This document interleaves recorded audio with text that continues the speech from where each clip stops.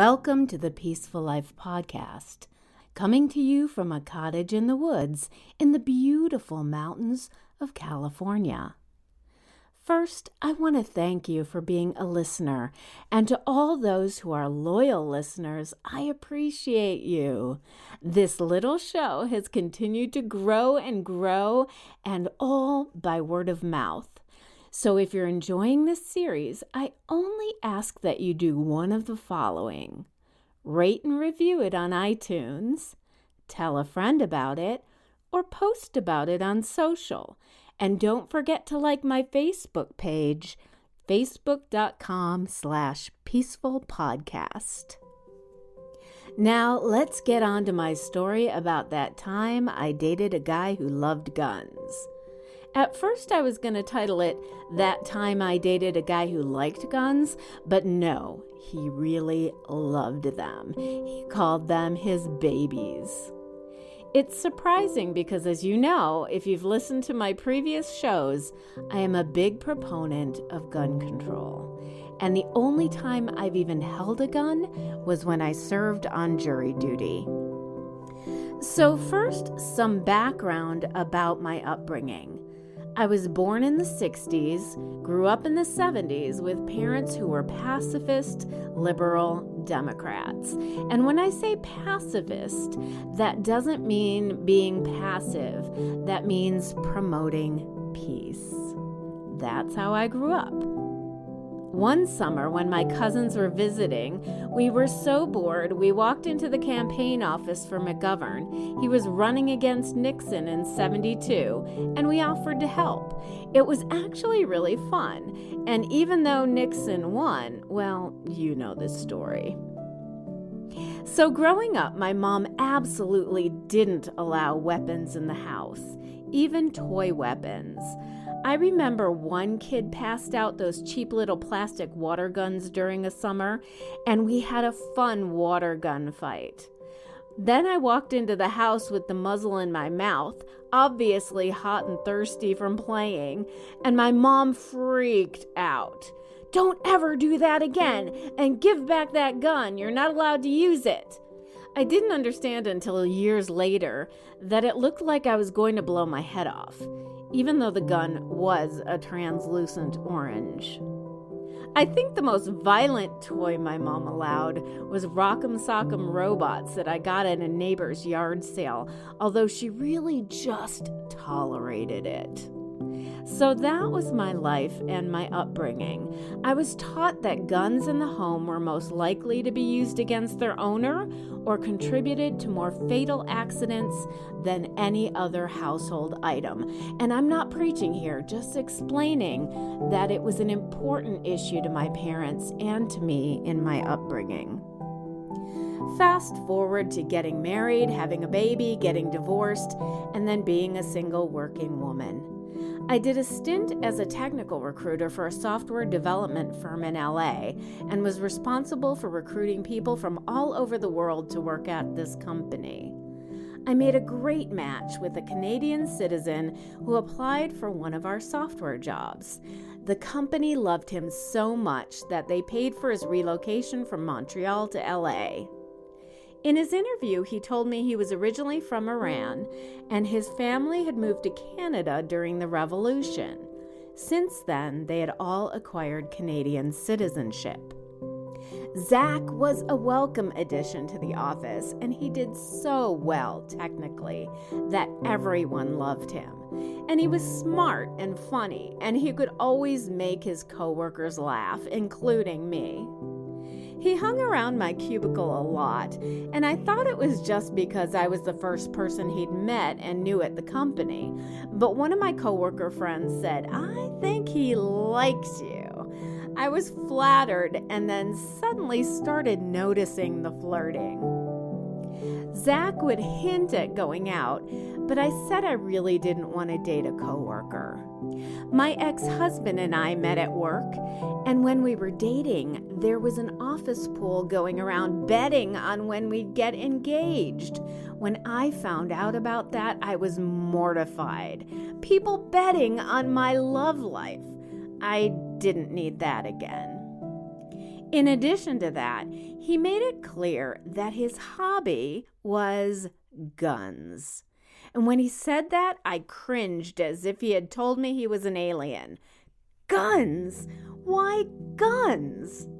Well, he'd be vague and say it was fun and he loved collecting them, and he was good at, of all things, sniper shooting. He had even won many national competitions.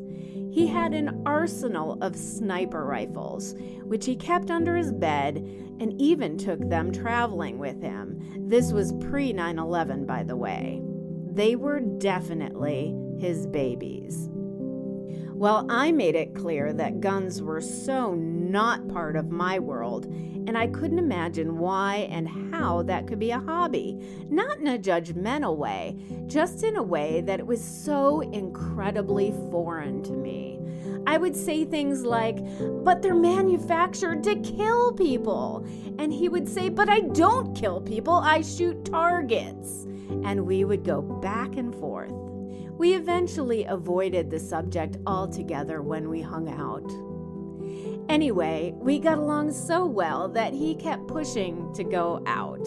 We liked each other, and we liked a lot of the same kinds of movies and foods. So I agreed, saying we could hang out as friends. And we did. We went out for about a year as just friends, and we had a great time. Long story short, I left the company, then he left the company, and at that point, we took our friendship to the next level. We both knew it would never be long term. It was kind of friends with benefits, but we loved each other as humans. It was a lovely, comfortable, healthy relationship, and that's so rare, right? Zach never took out his guns when I was over, but I knew it was a big part of his life. One time when we were together, he finally told me the story about the revolution in Iran. He said he and his father would go out onto the street looking for dead bodies. Then they would load them into a cart and try to find the families of the deceased so they could bring the bodies to them. He was just 11 or 12 at the time. And as he and his father did this, they had to literally dodge bullets themselves. The war was still in progress. He was extremely traumatized by this. I could tell by the emotion and tears that emerged when he related the story to me. And at the end of the story, he said, "That is why I arm myself. Nobody is ever going to hurt me or my family, ever."